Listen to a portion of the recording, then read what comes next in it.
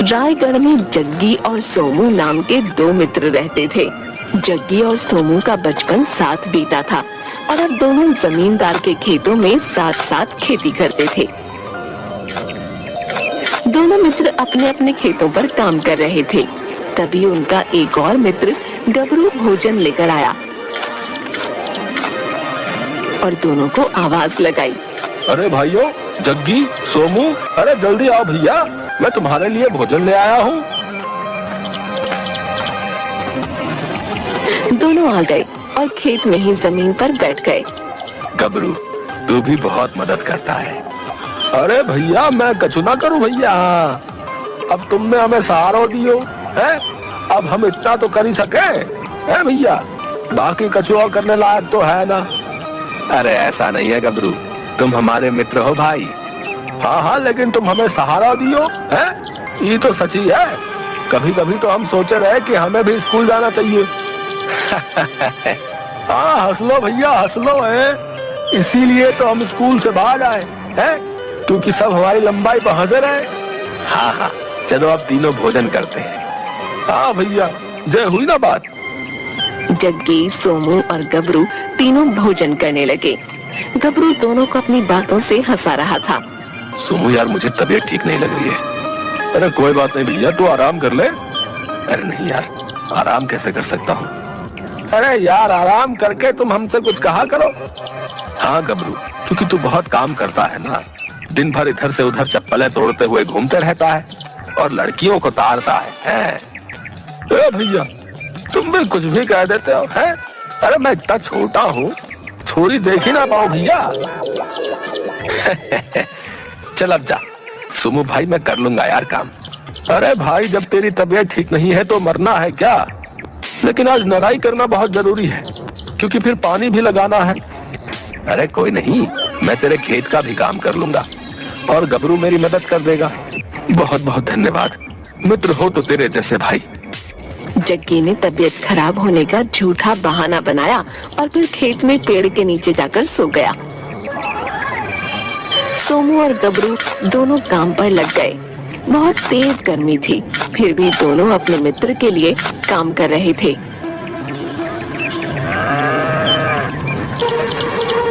शाम को जग्गी सोमू और गबरू के पास गया और कहा, अरे तुम दोनों ने आज बहुत काम किया है, अब तुम्हारी तबीयत कैसी है भैया।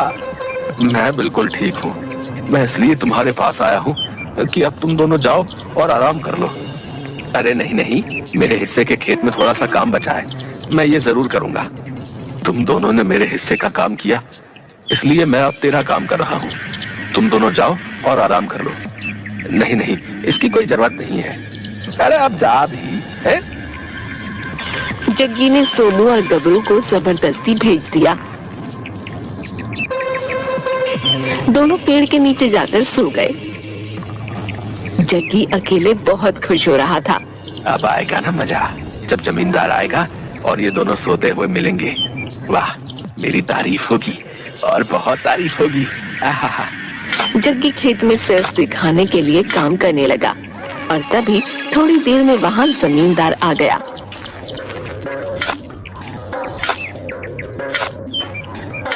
जग्गी, तू अकेला काम कर रहा है, वो दोनों कहाँ हैं? वो अभी आ रहे हैं। कहाँ गए हैं? क्या हुआ, तुम मुझसे क्या छुपा रहा बे? वो दोनों पेड़ के नीचे सोए हुए हैं। वो सुबह से सोए हुए हैं। मैंने अपने हिस्से का काम कर लिया है और अब मैं सोमू का काम खत्म कर रहा हूँ। अच्छा, मैं अभी सोमू को सबक सिखाता हूँ। तुम अच्छे हो, अपना काम ऐसे ही किया करो, ठीक है? जग्गी बहुत खुश हुआ, क्योंकि जग्गी ने अपनी गलती को सोमू के ऊपर डाल दिया था। सोमू सीधा साधा लड़का था।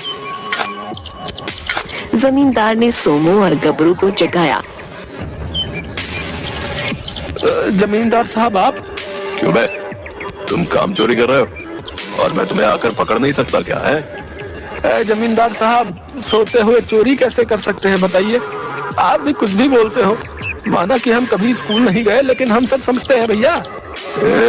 नींद से बाहर आओ।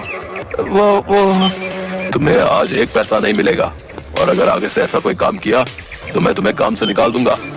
तुम्हारे मित्र जग्गी को आज दोहरी दिहाड़ी मिलेगी। क्योंकि उसने सारा काम किया है। जमींदार चला गया। ये क्या हुआ? मैं कुछ समझा नहीं, लेकिन मैं समझ गया हूँ भैया। क्या? यही कि जग्गी भैया तुमको फंसा दिए हैं। हाँ, ये जग्गी बचपन से ही ऐसा है, मुझे फंसा देता है। मैं हर बार सोचता हूँ कि अब इसके चंगुल में नहीं आऊंगा, लेकिन मैं फिर दोबारा इसकी बातों में आ ही जाता हूँ। हाँ, लेकिन आगे से नहीं आइएगा। अब देखो जग्गी भैया इधर ही आ रहे हैं। हाँ ठीक है। जग्गी मुस्कुराते हुए आया। अब घर चलते हैं। क्या हुआ? मुझसे बात नहीं करोगे? वैसे मैं बता दूं कि मैंने कुछ नहीं किया है। तीनों घर वापस चले गए।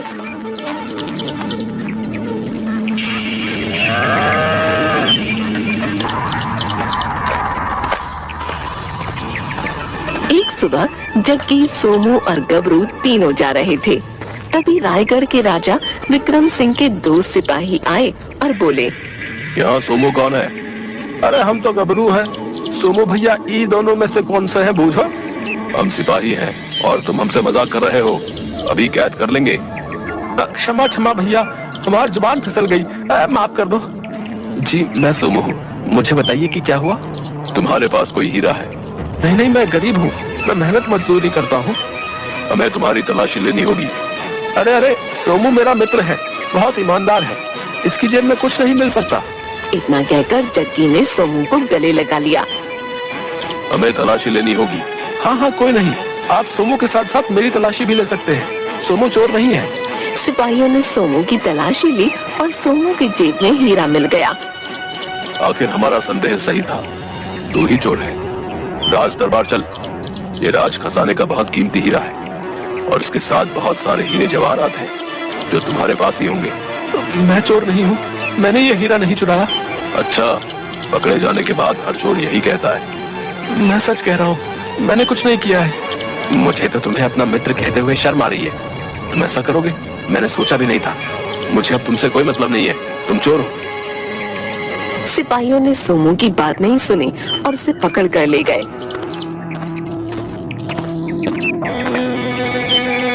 गबरू की आंखों में आंसू थे, लेकिन जग्गी मुस्कुरा रहा था। आज सोमू भैया को सिपाहियों ने, तुमने एक कहावत सुनी होगी, जैसी करनी वैसी भरनी। सोमू भैया ऐसे बिल्कुल भी नहीं कर सकते। और हाँ, हम एक और कहावत सुने रहे, इसकी टोपी उसके सर। अपनी लंबाई के हिसाब से बात किया कर, ठीक है ना? वरना तुझे भी तेरे सोमू भैया के साथ भेज दूंगा। जग्गी मुस्कुराते हुए चला गया। गबरू भी अपनी नम आंखें लेकर वहाँ से चला गया। सोमू को राज दरबार में पेश किया गया।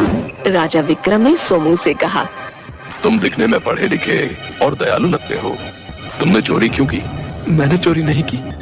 राज्य का बेशकीमती हीरा तुम्हारे पास पाया गया है।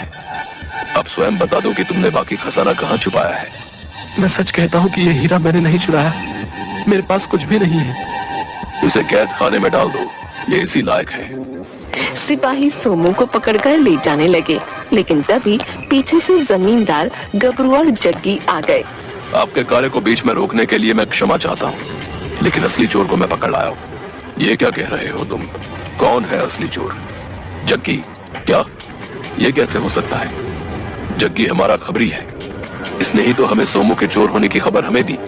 पहले मैं भी यही समझता था, लेकिन अब समझ में आया कि जग्गी सबको अपनी टोपी पहना देता है। मुझे जग्गी पर पहले से ही शक था, बस कुछ दिनों से इस पर नजर रख रहा था। मैं कुछ समझा नहीं। पिछले दिनों जग्गी एक धन की पोटली लिए नगर में जोहरी की तलाश कर रहा था। मुझे यह मौका सबसे सही लगा। मैं नकली जोहरी का वेश बनाकर उसके सामने आया। अरे बरखुरदार, इतनी हड़बड़ी में कहाँ भागे जा रहे हो? श्रीमान, अभी मैं जल्दी में हूँ, नगर में किसी जोहरी की तलाश में जा रहा हूँ। मुझे कुछ धन बेचना है। अरे नेकी और पूछ पूछ, ये क्या भला? प्यासे के पास कुआं खुद चल कर आया है। मैं भी एक जोहरी हूँ। अगर तुमको कोई आपत्ति ना हो तो मैं खरीद सकता हूँ तुम्हारा धन। जग्गी ने बहुत सारे हीरे जवाहरात जमींदार को दिखाए। अरे बाप रे, इतना सारा धन तुम्हारे पास ये सब कैसे आया? तुम आम खाओ, गुठली मत गिनो। लेना है तो लो, वरना मैं चला। तभी गबरू भी वहाँ आ गया और जमींदार अपने असली रूप में जग्गी के सामने आ गया, जिसे देख जग्गी घबरा गया। अरे जमींदार साहब, आप क्यों, भांडा फोड़ हो गया ना? मुझे तुमसे ये उम्मीद नहीं थी, लेकिन अब तुम्हें इसकी सजा तो राजा साहब ही देंगे। जमींदार जग्गी को पकड़कर महल की तरफ चल दिया। अच्छा, मुझे अब समझ आया। सैनिकों, सोमू को छोड़ दो और इस दुष्ट को कैद खाने में डाल दो। क्षमा महाराज, क्षमा, मुझे माफ कर दीजिए, मुझसे भूल हो गई। उसी की सजा है ये, ले जाओ इसे यहाँ से। सोमू को छोड़ दिया गया। राजा ने सोमू को बहुत सारा धन दिया और उसे राज दरबार में काम भी दिया। सोमू और गबरू ने जमींदार को बहुत धन्यवाद दिया और फिर अपने घर चले गए।